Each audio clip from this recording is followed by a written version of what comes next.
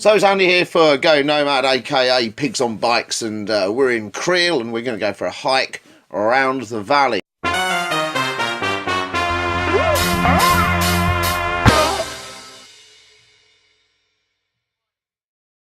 Cool, so we're for a hike around the Creel Valley, and we're going to have a look, starting off in Creel in the centre, and we're going to be walking out and having a look at the Valley of the Frogs, which is one of the most recommended things to look at. And we're going to nip just around the corner and we're going to have a look at this this small quaint old church. There we go, which is apparently something else to look at. Then a bit of a trek, then a bit of it across country, and then along a bit of a road there to this large lake there. That's quite spectacular. You'll like some of that. And then we're going to walk back along the road and we're going to head back to Creel, and we're going to cut through the Valley of Mushrooms. So here we go, we're just setting out. This is the road out of Creel there, and Tanya running around like a lunatic, taking loads of photos of the fantastic scenery. And then we have a little bit of a hike.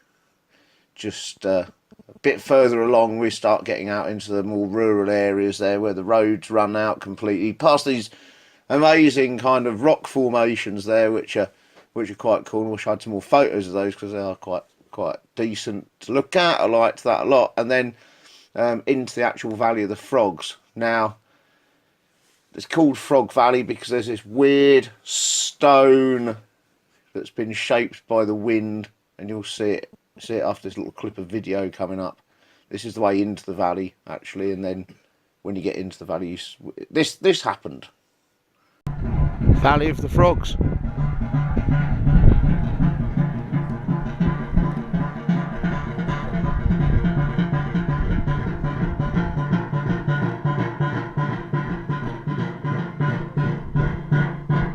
Boys and men with drums, red flags,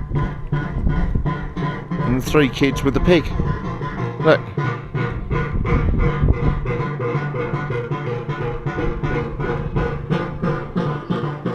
Yeah, today's going to be a strange day, I think.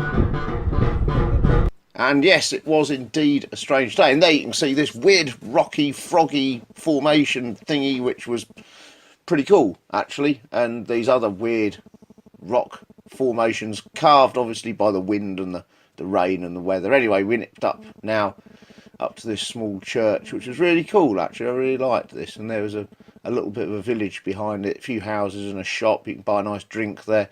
Inside, pretty basic, but it's still quite special, and it's in this surroundings, you know, magnificent surroundings there. And again, we headed on down to the road, and along the road. The road was okay, it wasn't very busy. There was just a few cars coming along. It was quite safe to walk down.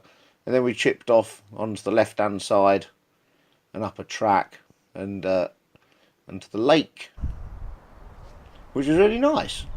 And we just sat here and we had a bite to eat, and I don't even think we had very much. I think we just had a chocolate bar and a can of drink or something, and sat there. It's very peaceful. As you can see, there's nobody there.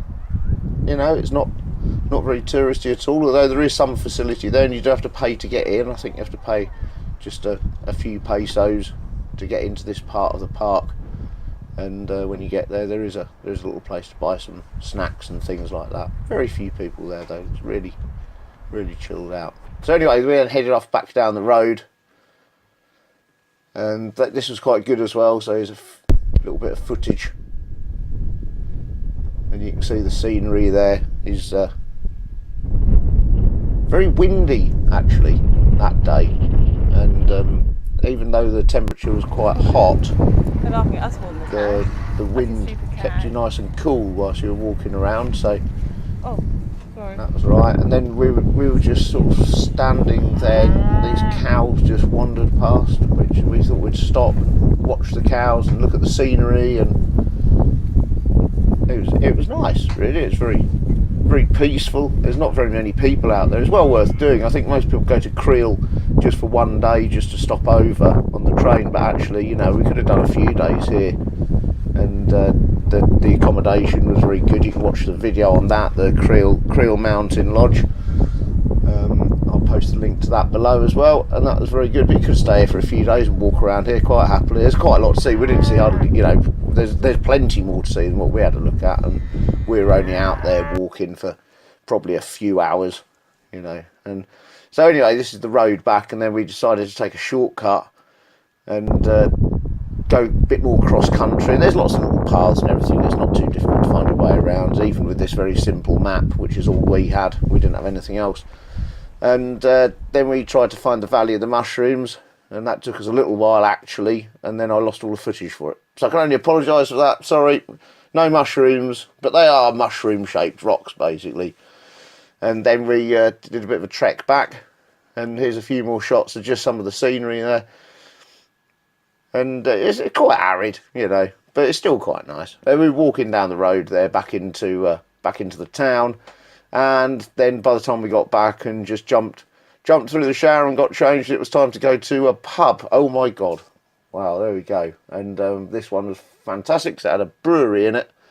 So we decided to have a beer, and Tiny had a wine.